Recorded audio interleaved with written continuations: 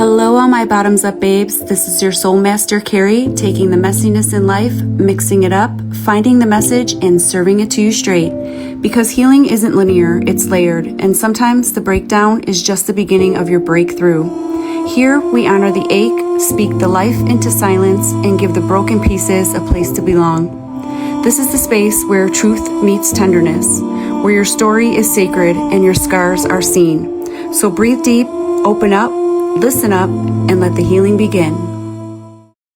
Hello, all my bottoms up babes. This is your soul master, Carrie, taking the messiness in life, mixing it up, finding the message, and serving it to you straight.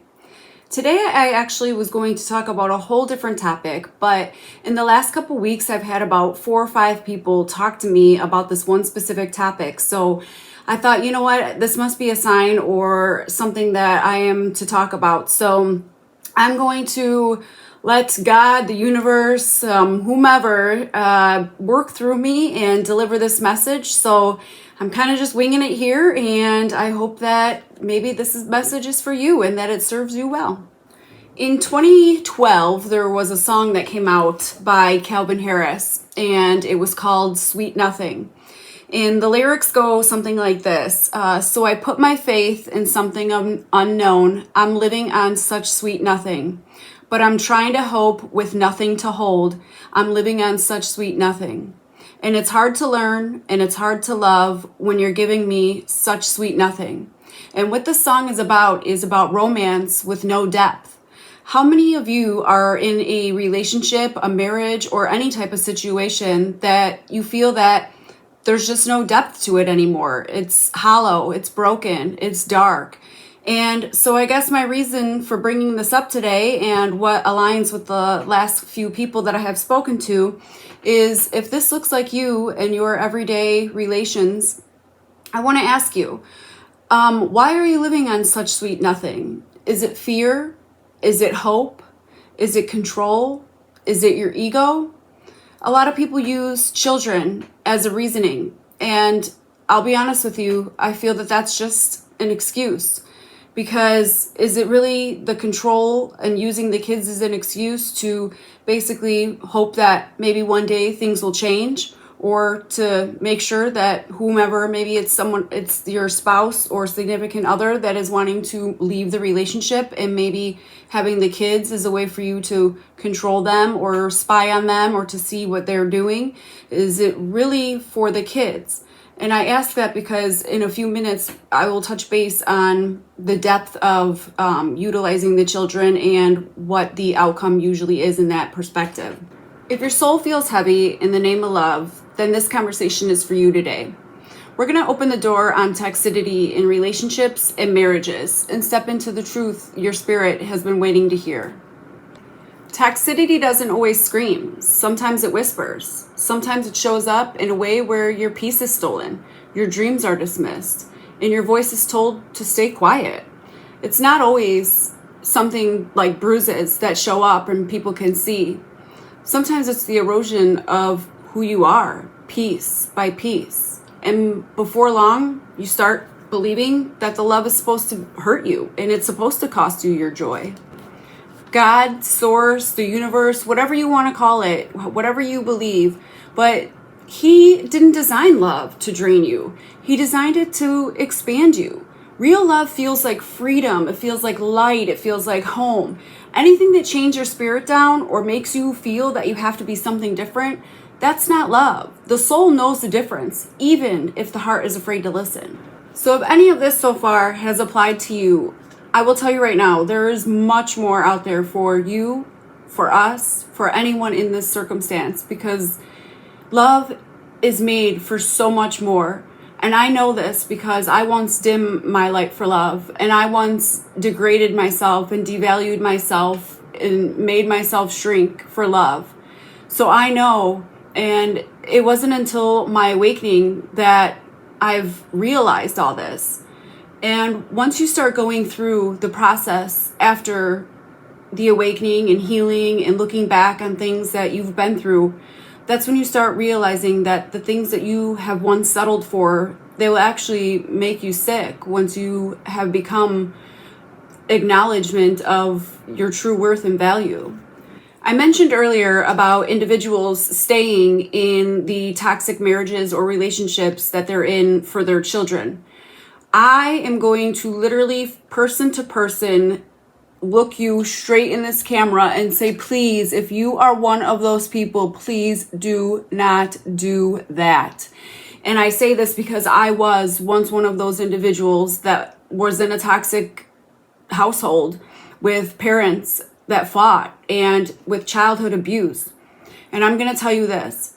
When you do that, you are not only making yourself in a toxic, poisonous, hostile environment, you are bringing your children in that same environment. And what you are teaching them is basically what love is not and not what love is.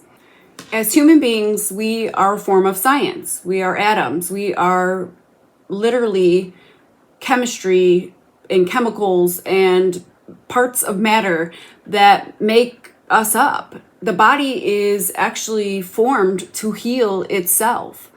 And the reason I share that part with you is because when you are putting your children in toxic environments, you are basically messing up the chemical imbalance in their brain.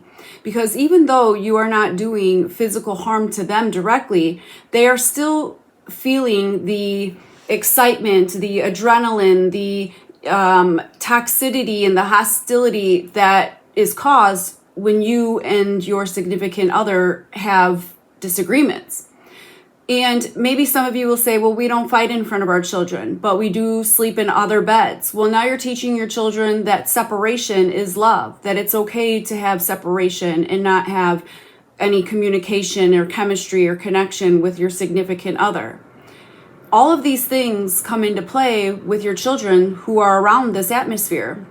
And you see, you may not see it as an issue now, but when they become adults like myself, they don't go towards peaceful and calming type relationships.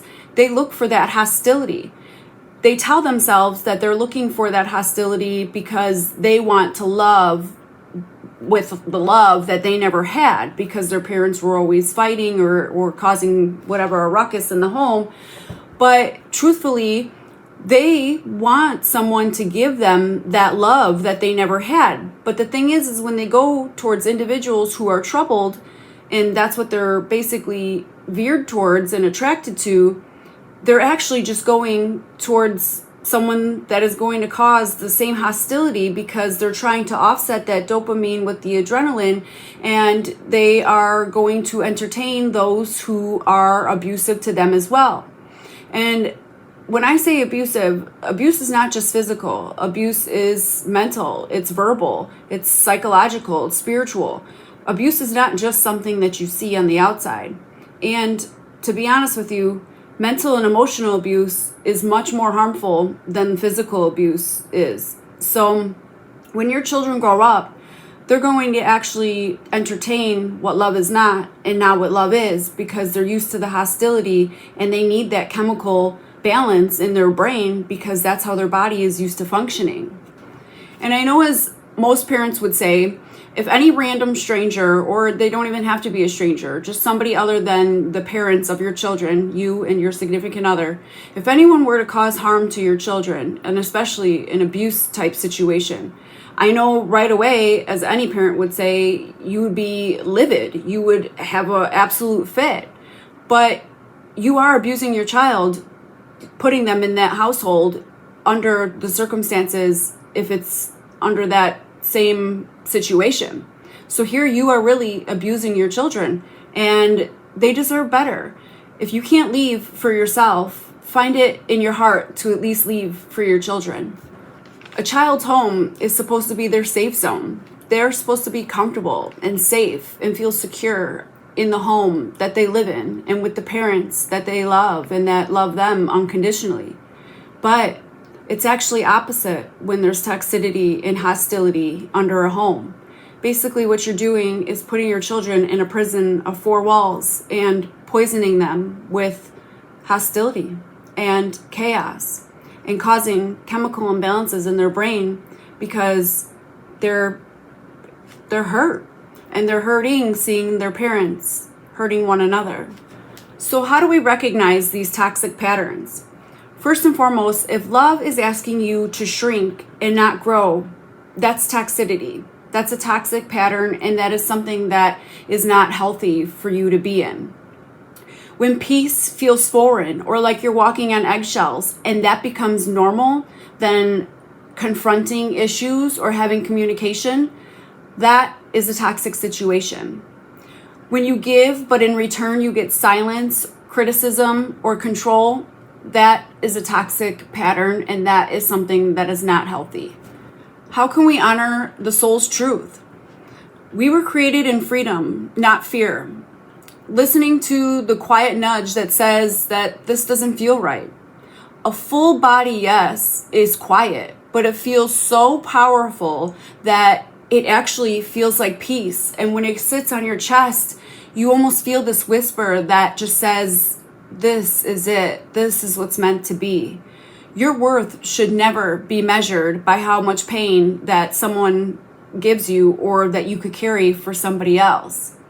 Start journaling moments that cause chaos. Write down when your soul feels heavy. Start taking note. Start going and practicing things that where you could go and talk to yourself or talk to another and say small truths about the situation that you're in. And start jotting down these things, because these are examples that you'll be able to look back on and remind yourself, especially during the healing process when you are removed from these toxic situations, and see that these are things that you will never go back to, because the way that that person talked to you or spoke to you with, degrading manner, or, blaming you with something, whatever the case may be, when you start to see those types of patterns again, then you know that it's not for you, it's against you. So how do we fix this? First and foremost, you have to remove yourself from the environment that's making you sick. You will never become healthy if you are still in a toxic environment. That's like going into a new garden and wanting to bloom, but yet you're still sitting here watering yourself with poison versus water. You have to remove yourself from the toxic environments in order to start to become healthy. Even if you're sleeping in separate bedrooms, even if you're still talking or trying to be friends or whatever the case may be, if they are degrading to you or verbally or emotionally abusive to you, it's not going to work. You have to physically remove yourself from the whole entire situation. Go no contact, whatever you need to do, but you need to get out of that environment in order to start blossoming and start blooming. Love never drains, it restores. And if it's something that's not restoring you, then it's not for you. It is not like chains. It's free. You're not supposed to feel tied down. And the first step is choosing yourself. You have to start speaking kindly to yourself. You have to start putting yourself in situations and saying that, I deserve love. You've been put down for so long that you don't even feel that you're deserving for the love that you actually do deserve. And now it's time that you put yourself first, because if you don't fill your cup, you cannot fill others. And if you are miserable, that is only going to show on the outside of it and make you a character that you're not. You don't want to represent yourself. If you're a loving individual and you truly do unconditionally love the people around you, then it's time that you start showing that, and starting with yourself. You need to start anchoring yourself in God's unconditional love, because once you put a firm foundation and knowing what your soul is meant for and the purpose that it's here, and knowing that it begins with love, that's when you start to attract that same type of love in your life. People that bring you peace and respect and truth and light and make you feel whole and bright inside. Healing is not about fixing who you are. You don't need to be fixed. You're not broken. What it is it's returning, and it's reminding yourself and returning to the person that you've always been, before the lies, before the abuse, before the wounds, before the chains that held you down. And in order to do this, you have to remove yourself from the toxic air and the toxic location that you're in, and put yourself in an environment that you are ready to bloom. It's like a plant or like a tree. Have you ever purchased something and it's just outgrown the pot? Well, in order for it to keep getting bigger and not letting it die, you have to put it into a larger environment, the one that's more healthy for whatever it is to grow. And that's how you are going to become healthier. Otherwise, You can't sit here and wonder why you feel dead inside when you're putting yourself in a dead environment. You can't grow any type of flower in the desert. It doesn't work that way. As we wrap up today's episode, let's take a recap on what we discussed today. Number one, make sure you start recognizing those toxic patterns. Honor your soul's truth and fully step into the love that you deserve, starting with yourself. Remove yourself from toxic environments because remember, the only way that you grow is by removing yourself from what's killing you and what's stopping you from growing, especially when it comes to your children.